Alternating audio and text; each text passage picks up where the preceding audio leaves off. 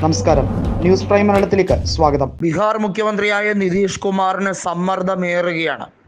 നിലവിലെ ഐക്യ ജനതാദൾ MLA-മാർ BJP-യുമായി ചേർന്നുകൊണ്ട് സർക്കാർ മുന്നോട്ട് കൊണ്ടുപോകുന്നതിലെ അതൃപ്തി പരസ്യപ്പെടുത്തിയതോടുകൂടിയാണ് നിതീഷിന് ബുദ്ധിമുട്ടേറുന്നത്.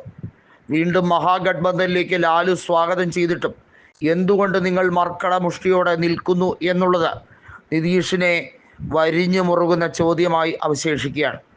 ലാലു പ്രസാദ് ഇരു കൈയും നീട്ടി സ്വീകരിക്കുമ്പോൾ അത് തട്ടിമാറ്റാനുള്ള സ്ഥിതിഗതിയൊന്നും ഇപ്പോഴും JDU-വിനായിട്ടില്ല എന്നത് ഓർമ്മിച്ചാൽ നന്ന് എന്നാണ് ഐക്യജനതാദൾ MLA-മാർ വ്യക്തമാക്കിയത്.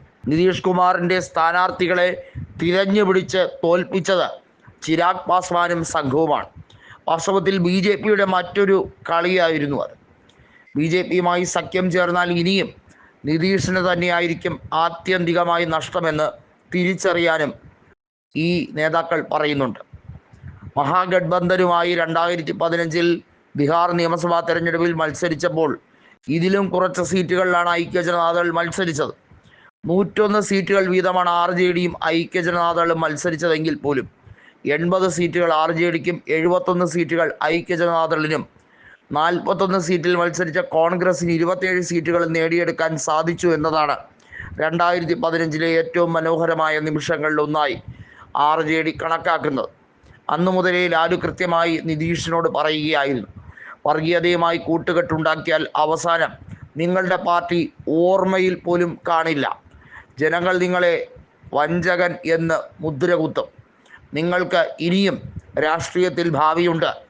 നിങ്ങൾ ബീഹാറിൻ്റെ മുഖ്യമന്ത്രിയായി ഇരുന്നോളൂ, ഞങ്ങൾക്ക് എതിർപ്പില്ല. ഞങ്ങൾ നിങ്ങളെ പിന്തുണയ്ക്കാം. എന്തിനാണ് അതിൻ്റെ പേരിൽ വർഗീയതയുമായി കൂട്ടുകെട്ടുണ്ടാക്കുന്നത്?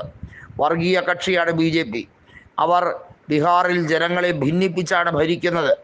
അവർ ന്യൂനപക്ഷങ്ങളെ വലിയ തോതിൽ അടിച്ചമർത്താനും അവരോട് ഉള്ള അമർഷം എപ്പോഴും പ്രകടമാക്കുകയും ചെയ്യും. അവരുടെ സംവരണം എടുത്തു കളയാൻ വേണ്ടിയുള്ള പ്രത്യേക താല്പര്യമാണിപ്പോൾ BJP-ക്കുള്ളത്. അത് ഞങ്ങൾ ജീവിച്ചിരിക്കുന്നിടത്തോളം കാലം അനുവദിക്കില്ല എന്ന് ലാലു പ്രസാദ് യാദവ് ഉറപ്പിച്ചു പറയുമ്പോൾ നിലയ്ക്കാത്ത കയ്യടി തന്നെയാണ് എങ്ങു നിന്നും ഉണ്ടാകുന്നത്. ബീഹാറിലെ ഭൂരിഭാഗം ജില്ലകളിലും RJD-ക്ക് ശക്തമായ വേരോട്ടമുണ്ട്. ലോക്സഭാ തെരഞ്ഞെടുപ്പിൽ പ്രത്യേക സാഹചര്യം കൊണ്ടാണ് RJD പിന്നിലാകുന്നത്. എന്നാൽ നിയമസഭാ തെരഞ്ഞെടുപ്പിൽ ചിരാഗ് പാസ്വാന്റെ പാർട്ടിക്കൊന്നും ഒരു സീറ്റ് പോലും ജയിച്ചെടുക്കാൻ നിയമസഭയിൽ കഴിയുന്നില്ല എന്നത് അവിടുത്തെ രാഷ്ട്രീയ മണ്ഡലത്തെ സൂചിപ്പിക്കുകയാണ്.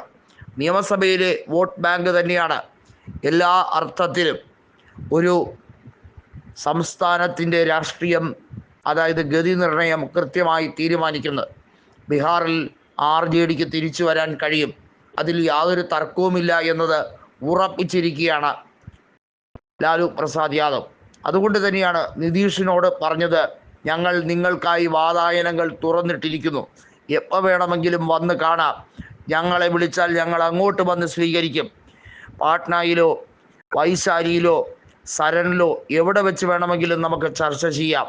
ജനങ്ങളത് ആഗ്രഹിക്കുന്നു, നിങ്ങൾ അവരെ നിരാശപ്പെടുത്തരുത്.